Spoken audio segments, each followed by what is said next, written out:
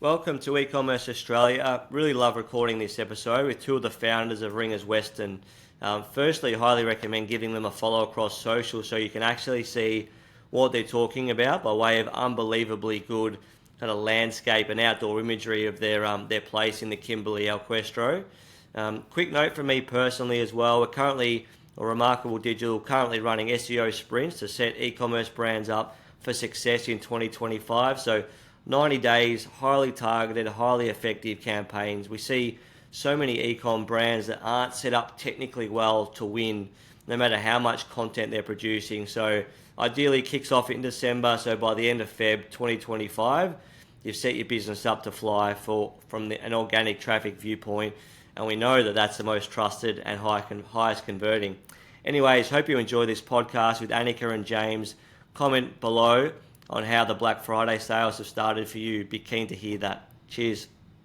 I'll be honest, I see and hear the Ringers brand all over the place. So across radio, TV, sporting clubs such as the Storm, I think the Titans, the Rabbitohs, the Hawks, from an AFL viewpoint as well. So I'm sure there's more. Given my background, riding horses professionally for 15 years, always happy to talk anything outback or horse related. So a big welcome to the podcast, James and Anika.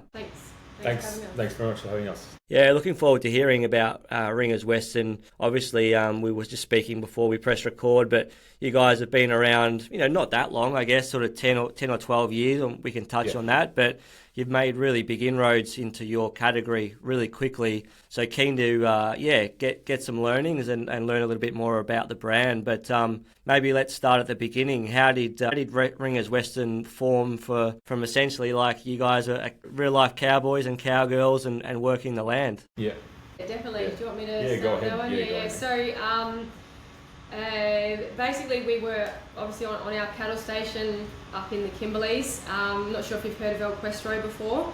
So it's a vast, we call it the Wild West out there. Everything wants to kill you. Cattle. We were sitting around after a bit of a hard day's work.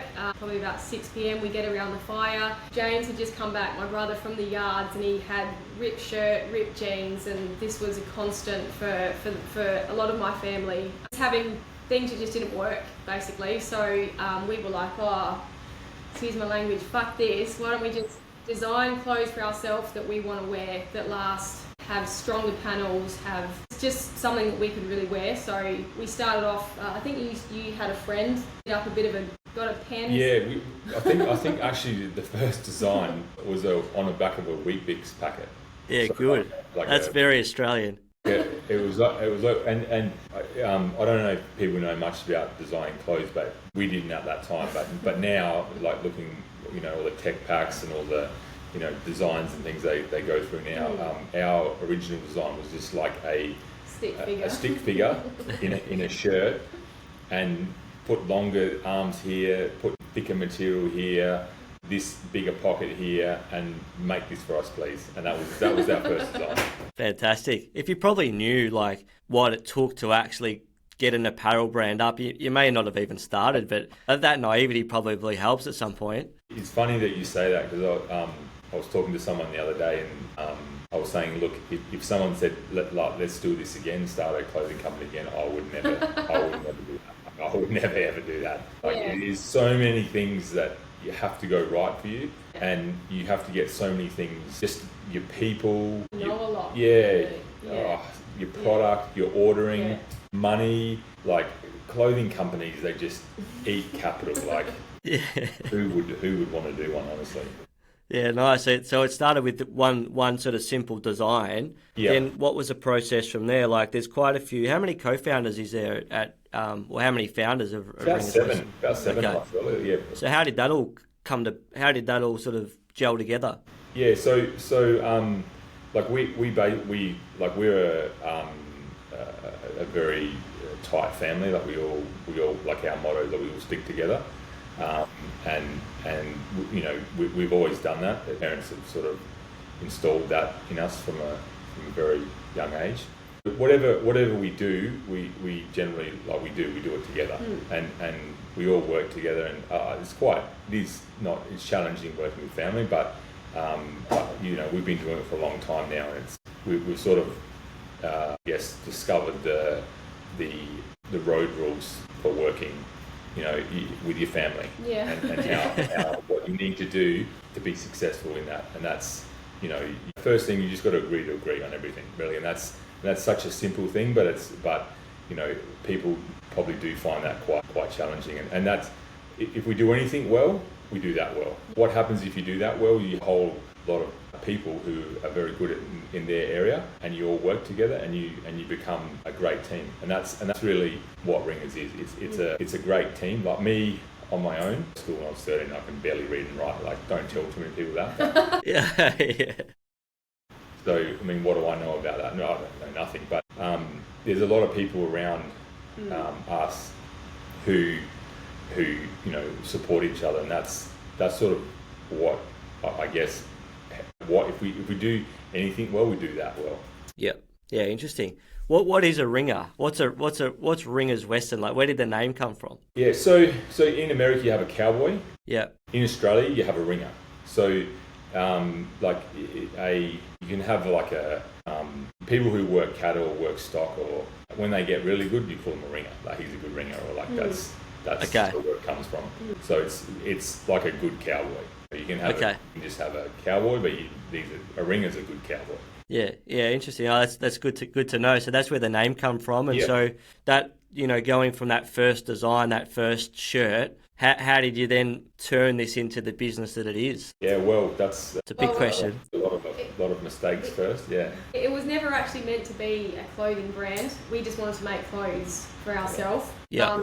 And I guess we had an Instagram account. We had quite a big following, just our lifestyle out in the cattle station up in the Kimberleys. And they would see James wearing a shirt or a hat. Where'd you get that from? And, we would send them one or whatever. And then it basically got to the point where we were like, oh, we actually need to make more of this stuff. So it sort of grew from that.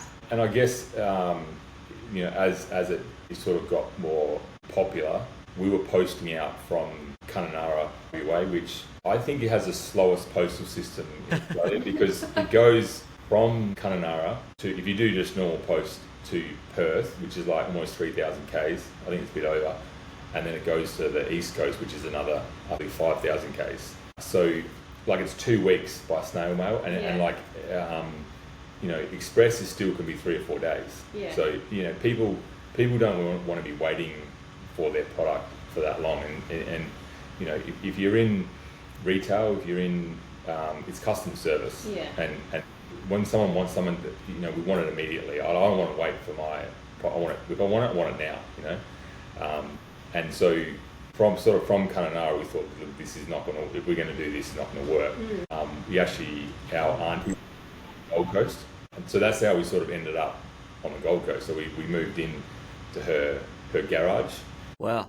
Took over that, and then we sort of took over a house, and then we got kicked out of the house because we were having too much stuff everywhere. Yeah, so that's sort of how it all came about.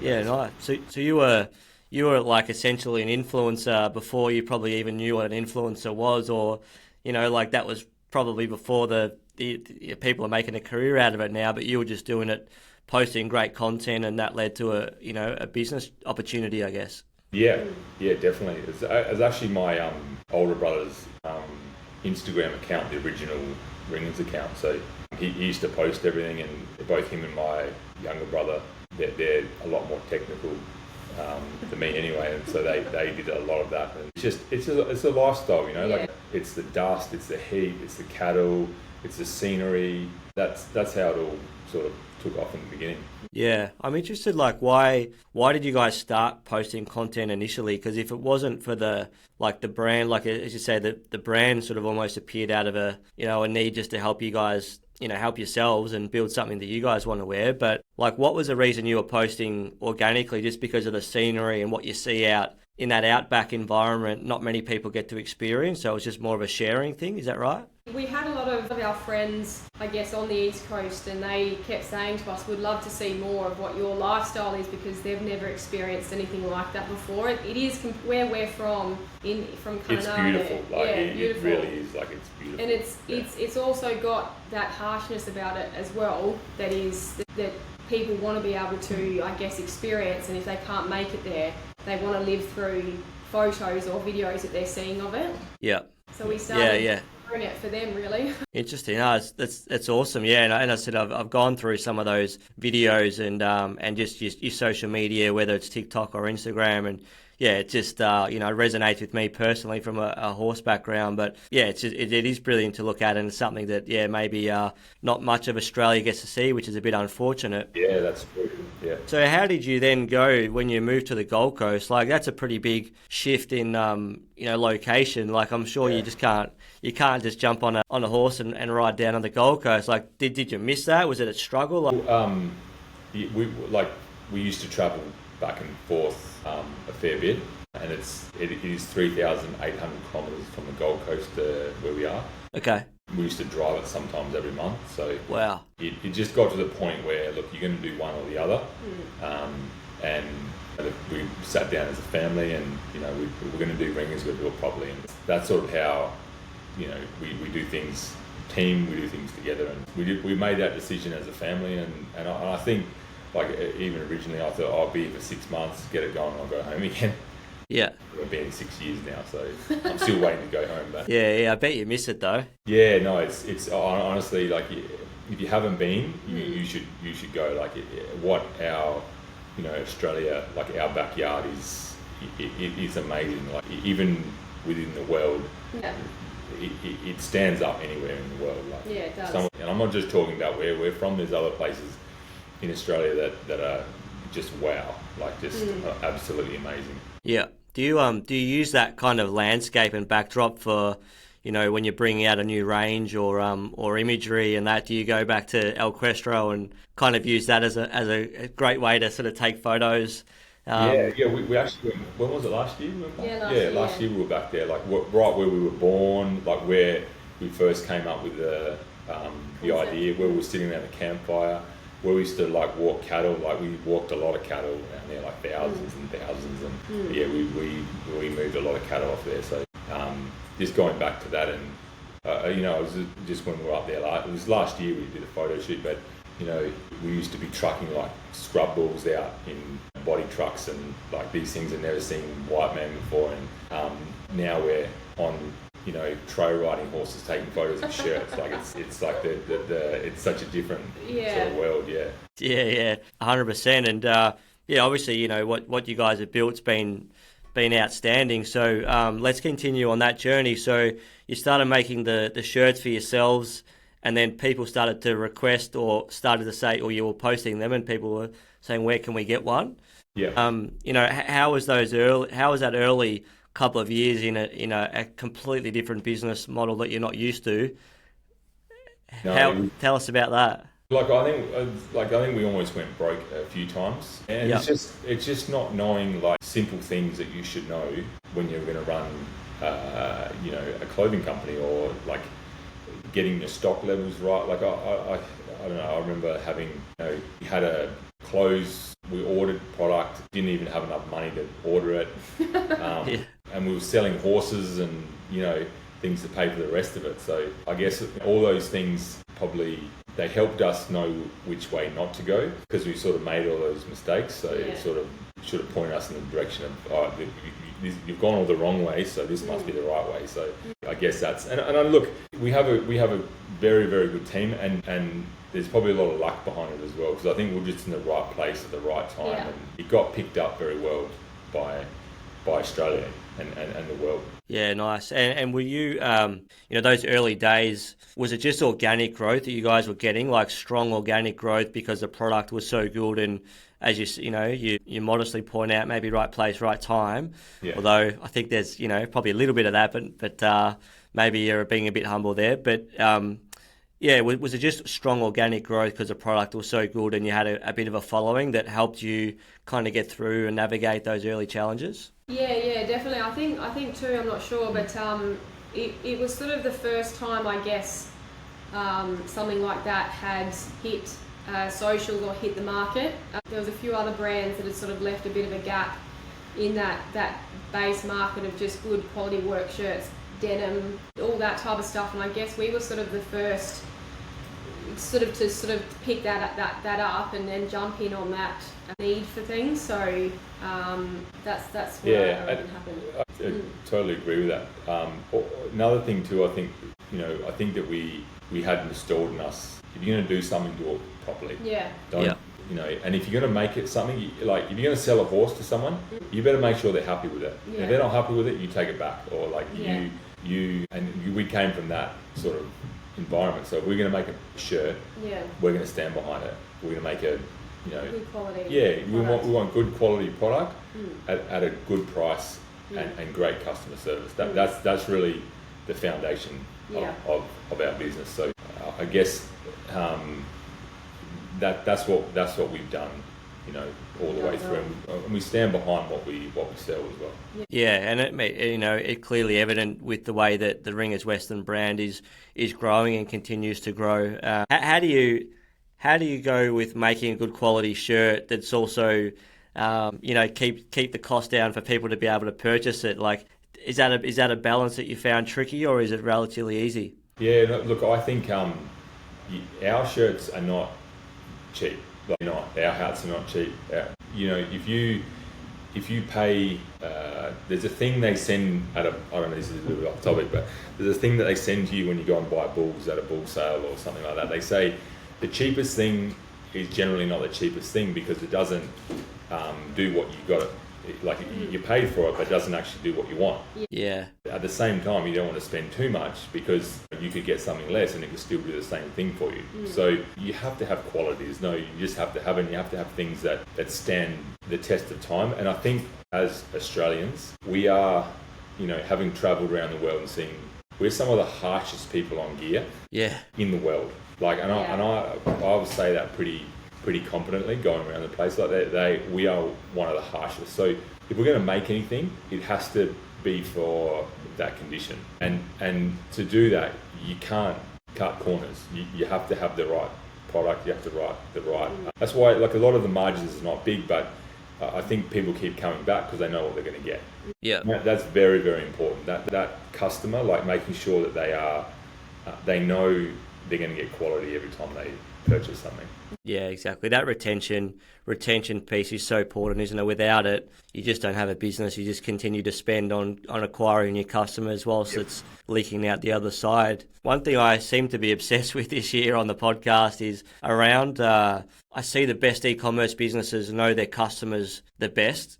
What sort of techniques or what sort of strategies do you guys implement to sort of keep in close contact and connection with your customers and what they're after? Yeah, that's a good point. We talk about this all the time, like, who are our customers, what do they want? Knowing them, knowing their demographics, knowing what they do, where they are geographically, we service them better that way. We can make a product that is right for them. Yeah, that's super, super important. Yeah. So also too, we spend a lot of time getting in amongst our customers. And we've come from that background, and I guess we have a close connection by we've got a 24-hour phone line, which I generally am the one answering. Good on you.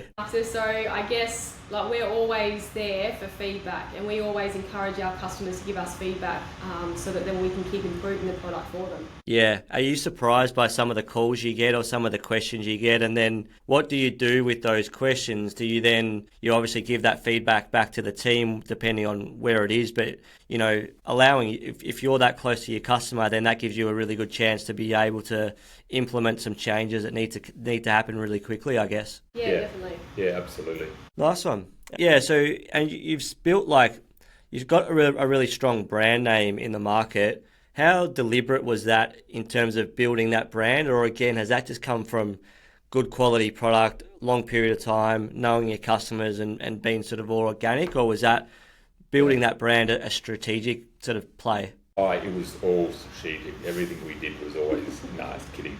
The story, the bull in the middle of that logo was a clean skin bull. I don't know if you know what that is. It's like in the Kimberleys, it's not like down here. Like a lot of our cattle, like they only, for a start, they generally only come in once or twice a year. And then on top of that, you only get like, in a good muster, you'll get 70% of your cattle in. So you've got 30% that might not come in for like 5, 6, 7, 10 years. Really? So you get big bulls. Like every year you'd get, out of like 10,000 head, you get 100 big clean skin bulls that have never seen a yard before, they live out. You gotta imagine 1 million acres too. It's not like, you can't see across the paddocks. Like they're 20 kilometers long, a small one. So you're dealing with like huge areas, rough country, you're mustering with helicopters, you miss cattle all over the place. So we had this bull came in and he was just like athletic, this thing. Like he was like one of those Mexican fighting bulls. I don't know, you probably don't know what that means, but no, I can picture it, yeah. Very, very athletic. And there's actually a YouTube video of him. We called him Skippy. He used, you look at it on YouTube, there's like 6 million views on YouTube where he's jumped the yards. Like these are like 7 foot high yards, and he's just jumped one, jumped the other one. And he was the most amazing animal. You'd go in a pen with him, he'd jump out. Yeah. And he was just absolutely incredible. So our cousin actually drew the logo of that, and that's that bull that we brought into the yards on the logo. So that's sort of how Ring has started. Yeah. Okay. Yeah. Well, I'll find that video and I'll put it in the show notes. So that'd be awesome to have a look at that from a business and an e-commerce point of view, which is a big part of our listening audience. How have you found that journey, that e-com journey? I think you started to open up some stores, which we can touch on. Yeah. But how's your e-commerce journey been over the last 10 years? You built on Shopify, is that correct? Yeah, Shopify, yeah, for sure. Yeah, so did you start with Shopify early? Started with Shopify, with that.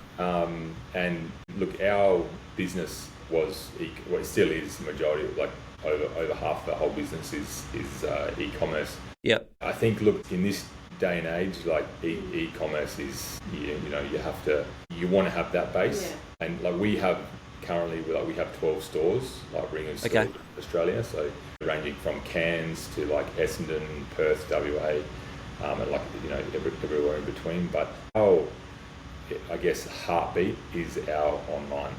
So you sort of, if that's strong and you have that functioning well, then everything else follows on from there. And there's been challenges with marketing e-commerce, pre-COVID and after COVID. It was like very, very good, like very easy. Like I think probably people got a bit complacent with how easy it was to market, how especially during COVID, how well things sold. Yeah. You're noticing now you're working a lot harder for your marketing dollar, and it's something that you need to adjust to. People are still spending, but they're very conservative on what they're spending, and you have to have the right product, packaged the right way, the right price. Everything needs to be right, and if it's not, things don't convert. Yeah. It's getting that right. That probably comes back to knowing your customers and being really close to them and what their needs are.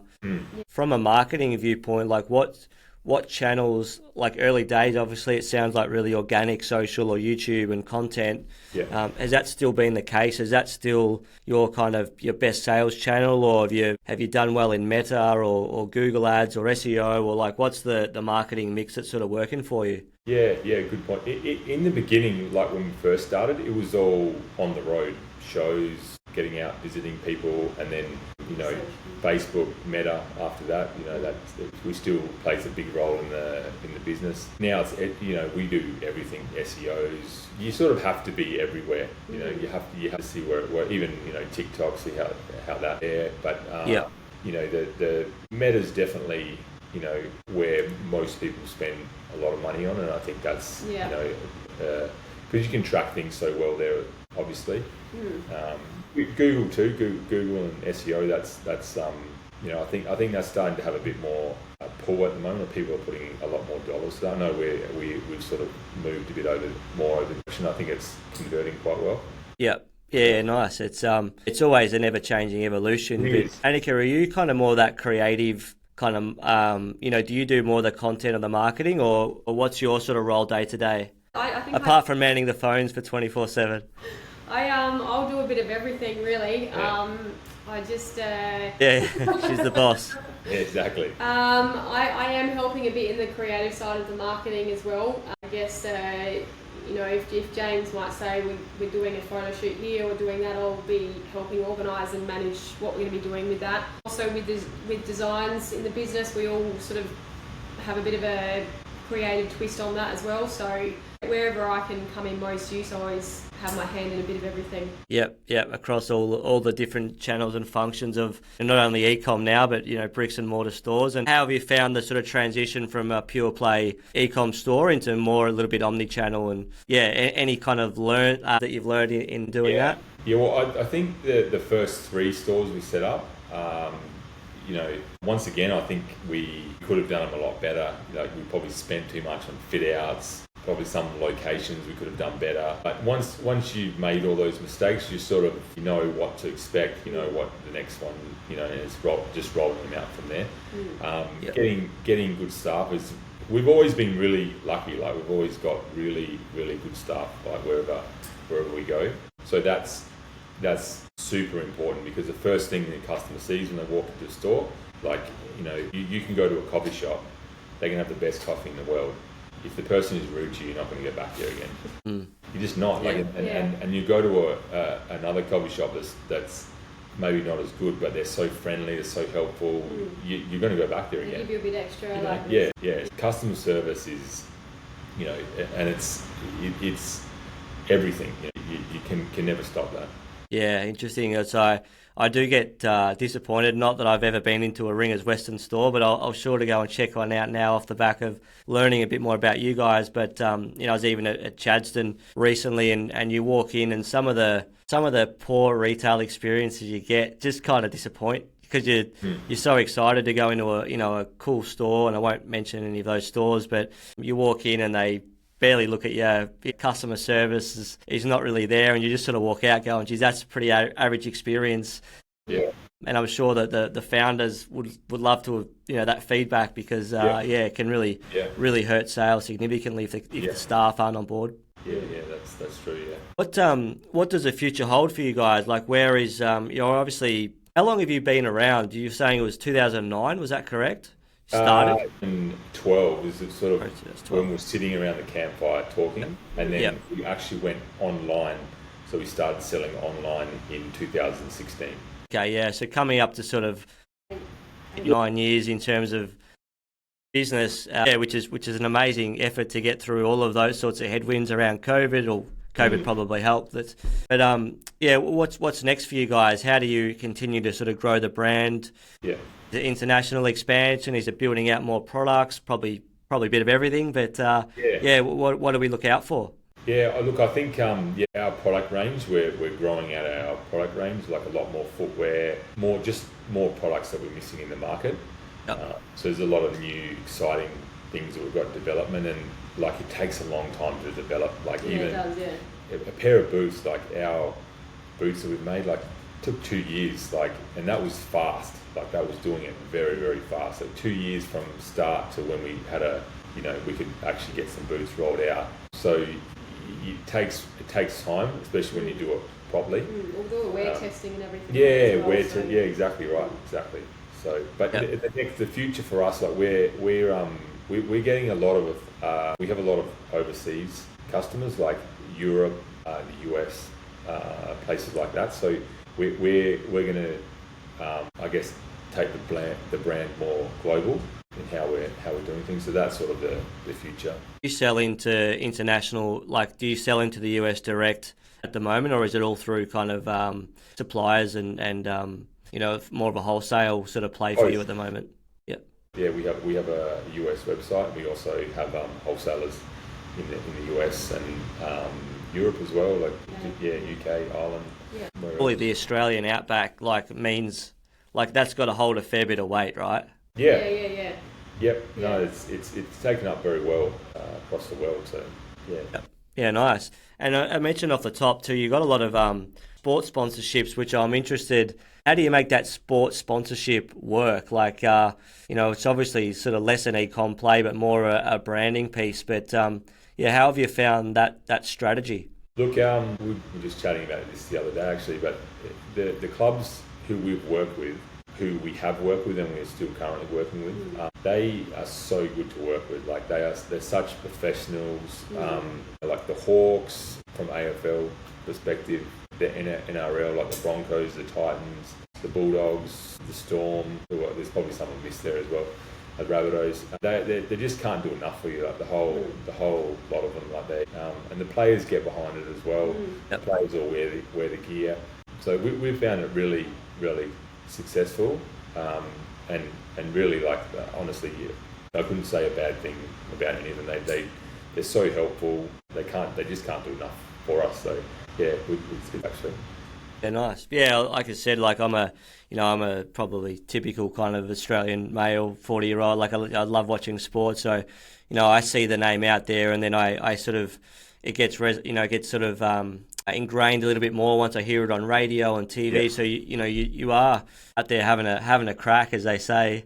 Yeah. As us Australians say. But for founders like starting out in e-commerce, are there 3 lessons or things that you wish you'd known earlier? Or if we have a lot of listeners who are starting up or starting e-com stores and trying to build their brands and are looking for some tips. Like are there 3 things that you'd sort of offer up that you've learnt from your journey that may be able to help them? Well, you better ask Anika, because I don't know if you want my advice on this. I feel like you'd be pretty straight down the line. What's your advice? Don't start. I'm a bit of a gambler, so like, look, we're gonna do it. Like, aim for the stars. If we land on the roof, that's great. If we go broke, look, we're gonna go back punching cows. We're gonna go back chasing cattle. So that's sort of, what bit of it. But Nika's probably got a better answer. I can say. One of them is, and I think you'd probably agree with this because you constantly say it to us every day. You don't have to reinvent the wheel. Yeah, it's true. Yeah. It's not about. It's just about perfecting what is already there. If you can perfect it, then you're going to have a market. So I guess that's definitely one thing I would say that we've learnt from it. Yeah. Yep. The other thing, and this is going off on an example that James just said, is your cash management. Yeah, it's true. Pretty sure we were about an hour away from losing 40-foot containers of work shirts at the. So James was selling a few of the cattle back home, a few of the horses. He was making deals with some of the other cattle owners. He was really pulling everything together. I think we managed to get them within the hour of losing that. So that's right. Like actually, on a serious note, like that's probably a very good one. Like your cash flow management, knowing that, and every day where you are, it's sort of like if you're driving on the road, it's your vision, and you want to have that vision, and you want to have a 360-degree view of that. And monitor that. Get that right. If you're in business and you're not making money, it's a problem. You're only going to be there a certain while. You have to make money. Yeah. Let's So that's 2 points. I'll come back to you, Anika, for a third one. James, just on that. So just tell us a bit more about that. So you were 2 hours away from not being able to make the payment to get that delivery. Well, that's and you'd already sold those shirts, or. Well, like when you order, you've obviously got to do advance payments. Then you've got to, your next payment. Then when they arrive, so like in the beginning, it probably comes back to stock management, cash flow. We just thought, look, if we're going to buy shirts, let's buy lots because they're cheaper when you buy more. Yes. Let's buy the most we can. We never knew about, and this is pretty basic stuff, guys. Like you never knew about like stock management, like your sell-throughs, how long you got cover for, things like that. Yeah. So we just thought, we'll just buy as many as we can, and then spend the money, and that's it. So we spent like almost everything we had on work shirts, or like a couple of colours, and that was a big learning curve for us as well, and it was pretty close. Like we were pretty close to, you know, once you don't pay for something, you're pretty blacklisted after that. So yeah. Luckily, we came through, and yeah. And so, what measures did you put in place? Like, obviously, that's a big moment for you. Yeah. So now, like, how did you fix that? Right? Did you get a stronger accounting team? Did you just go, we need to actually learn They banned this me forecasting? Yeah, that's what we did. When he says order 50,000, we re-ask him again. Yeah. But look, like, you use people around you. We've got some great people now who, you know, With the systems. if I get a bit excited now, then they're like, settle down. This is probably how many you need here. Like, just, you know, be a bit reasonable about it.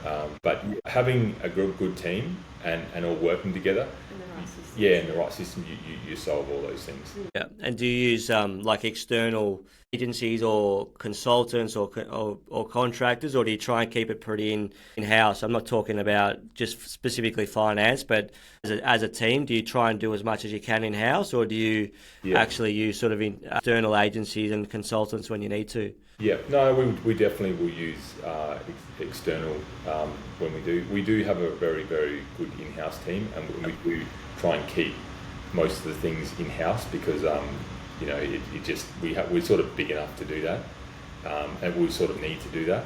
But definitely, if there's something new, especially with systems and things, like you're going to connect this system to this system here, and you know, I mean, you need to get professionals who've got experience in that. So we definitely, probably going back to what Anika was saying before, like there's no need to reinvent the wheel. Like someone has done it before, just work out what they've done and improve it. Yeah, beautiful. One question. So, where's the office now? Is it Brisbane or Gold Coast? Did you say Gold Coast? Yeah. How many are in the office on a day to day? In the warehouse is about 100, including staff. Like we have a warehouse at the back as well, and then office staff is about 100, just over, and then across the whole business, And how question without notice here, but how many of them can ride a horse? Like, it's part of their induction. They got to go and jump on a horse. We're taking them all horse riding this weekend. All the staff. Quite often they go. Yeah, they've all been asking. Yeah, maybe less than 1%. Really, be good. That'd be a bit of fun for everyone. Where are they going? Just like a trail ride thing, or like a bit of an outback sort of thing? We've got a heap of horses, so they just come to our place and just get all the quiet ones out, and they go for a bit of a ride. Yeah, they want to behave themselves in case you find one that's not so quiet, an ex-racehorse maybe. That's it. Oh, that sounds great. And did you have one last point, Anika, that I can? Yeah, I think so. I think the other one that we've learnt is finding the right people for the right job. Like, it's don't rush into getting. You know, you want to, if you put effort into your team and put effort into looking after your people, then you don't forget about your people. Yeah. That's all I can say. Don't forget about it. I 100% agree with that. Just to add on that, like your most important product that we will ever make is our team. The most important product we'll ever make is our team. It's not the product we make, it's our team and our culture within that team and how we all work together. That has got to be first, and then everything flows from there. If you make a good product first and not that first, it doesn't. I don't think it works as effectively. The team should be where we invest the most into.